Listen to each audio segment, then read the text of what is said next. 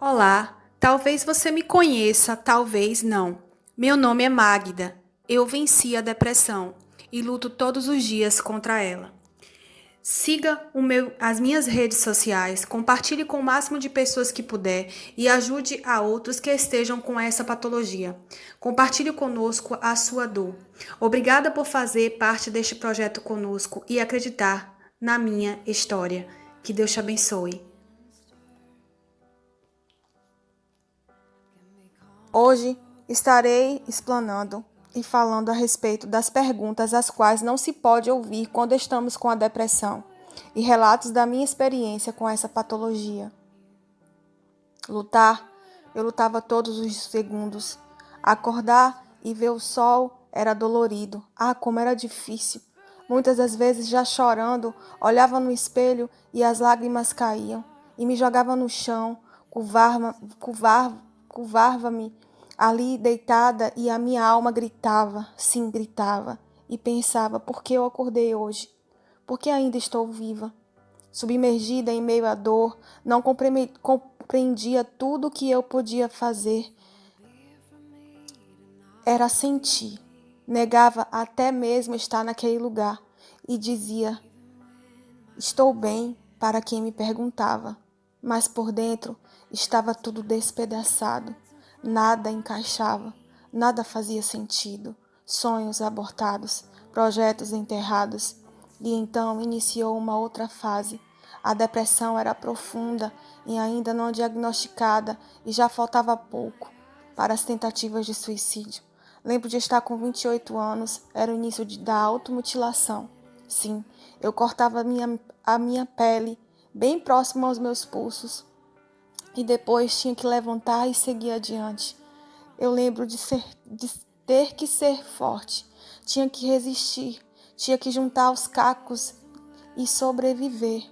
Eu tinha que enxugar as lágrimas, cobrir os meus braços com uma camisa de manga longa para que não vissem aquelas cicatrizes.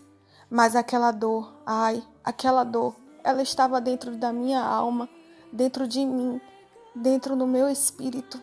Hoje eu sei que eu tinha fome e sede de Deus. Aquele vazio só poderia ser preenchido por Jesus. A minha esperança estava nele.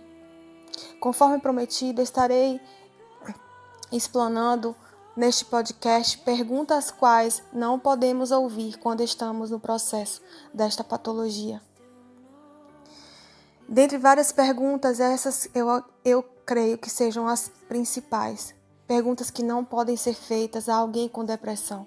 Em geral, elas revelam certos preconceitos e desprezam a gravidade da situação.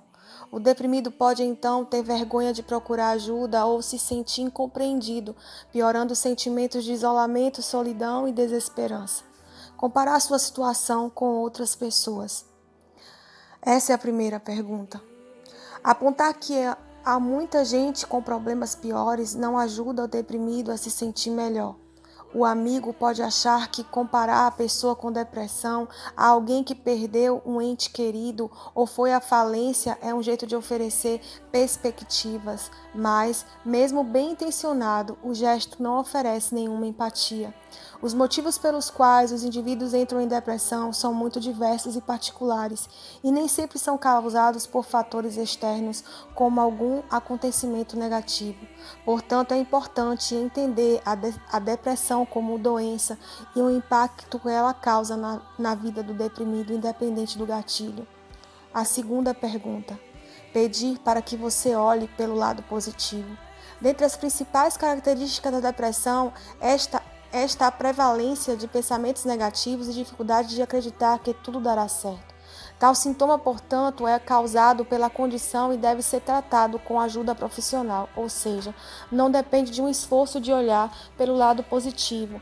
Não é que o deprimido esteja resistindo a ser mais positivo e otimista, ele simplesmente não consegue. A terceira pergunta: o que tem de errado com você? A depressão é uma condição estigmatizada e muita gente ainda não encara como doença. Perguntar ao deprimido o que tem de errado com ele é formar de deslegitimizar seus distúrbios e sugerir que os sistemas são causados por algum comportamento próprio. Quarta pergunta: pedirem para simplesmente seguir em frente ou sair dessa. A depressão é uma doença que exige tratamento profissional e pode ter consequências graves. Não depende então de um simples esforço individual e corriqueiro, como o aplicado para acordar cedo ou estudar para a prova. Depressão não é frescura. Sim, ela não é frescura. Quinta pergunta: dizerem que não pode fazer nada por você. Muitas das vezes o deprimido só precisa ser ouvido ou entender que sua dor é compreendida. Colocar-se no lugar do outro é fazer gestos simples como oferecer um abraço, um ombro amigo, sugerir atividade de que a pessoa gosta, oferecer comida ou levar a pessoa até o psiquiatra. O psiquiatra tem um objetivo maior do que o esperado. Mas atenção, sempre há meios para ajudar alguém com depressão. O apoio profissional é indispensável. Sexta pergunta: dizerem que irá se sentir melhor amanhã. Aqui vale o mesmo princípio das frases siga em frente ou saia dessa. A depressão é uma doença que exige acompanhamento profissional para que o doente possa se recuperar e retomar a sua vida normal. Não é uma tristeza passageira que irá melhorar de um dia para o outro sem o apoio necessário. A sétima pergunta: culparem pela sua condição. Essa é a que mais fazem. A depressão pode ter diversas causas biológicas ou não, mas nenhuma delas é desenvolvida por culpa ou fraqueza do depressivo. Dizer isso a alguém com depressão irá contribuir para a piora do seu quadro. 8. Oitava pergunta: perguntarem porque não pode simplesmente ser feliz. A depressão é caracterizada principalmente por uma sensação constante de vazio e tristeza e pela perda de capacidade de sentir prazer ou desejo. Tais sintomas são causados pela doença, assim como você sente calafrios quando está com febre ou dores abdominais quando tem uma infecção intestinal. Portanto, devem ser curados por meio de tratamentos sugeridos por profissionais e por uma vida espiritual com Deus. Pergunta do dia: eu entendo o que você está passando. E você, como está agora? Palavra de reflexão. O próprio Senhor irá à sua frente e estará com você. Ele nunca o deixará, nunca o abandonará. Não tenha medo, não desanime. Deuteronômio 31, 8. Deus te abençoe.